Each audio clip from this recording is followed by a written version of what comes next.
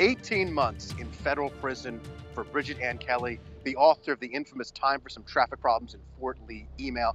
That's what the judge in the Bridgegate case decided on Tuesday, also sentencing Kelly's cohort, former Deputy Executive Director of the Port Authority, Bill Baroni, to 2 years in prison. The two were convicted back in November as part of the scheme that realigned toll lanes heading towards the George Washington Bridge in 2013 to punish the Democratic mayor of Fort Lee. Now, it was an emotional scene in court, but outside, after the sentences had been announced, Bridget Ann Kelly, in a brief public statement, struck a note of defiance. I want to assure my kids and everyone else that this fight is far from over.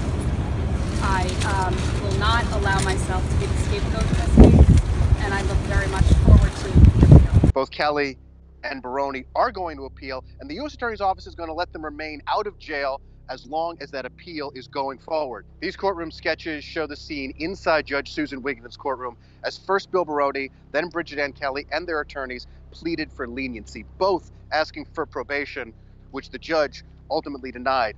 And from Baroni, something close to an apology. "I let the people of Fort Lee down," Baroni said, refusing to call back the increasingly frantic Mark Sokolich, mayor of Fort Lee, who remarked that emergency vehicles were having a hard time getting through the worst traffic his town had experienced in its history, only comparable to the day on 9/11/2001 when the George Washington Bridge was fully closed. Now, both Kelly and Baroni were facing 3 to 4 years in prison, but prosecutors only asked for about 2 years for each of them. And during her sentencing remarks, Judge Wigenton actually had strong words for Governor Christie's administration. She did not mention the governor by name, but she said this trial reveals that Trenton, the state capital, became a place, had a climate where it was you're with us or against us. And if you're against us, you get radio silence, you don't get your meetings completed, and you don't get your phone calls returned. And that was endemic through the administration. And now, where was Governor Christie today? Well, literally, as sentencing was underway, Christie was hand in hand with President Donald Trump at the White House, sitting at a table talking about opioid abuse in Christie's new role as volunteer drug czar combating the prescription pill epidemic throughout the country. Governor Christie's at the White House today. Anything to say to him? How are you, Alex? Acting U.S. Attorney Bill Fitzpatrick, who took over from former U.S. Attorney Paul Fishman, addressed reporters and didn't say much about what Wigenton said about Christie. But I got to tell you, I've been covering this trial since it started, and there's a sense of completion today, but also a sense that something has been left undone.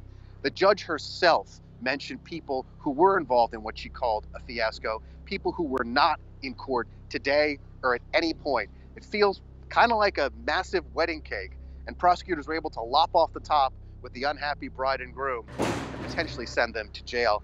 But quite a bit is left below the surface, quite a bit's left unknown, and quite a bit is left unpunished.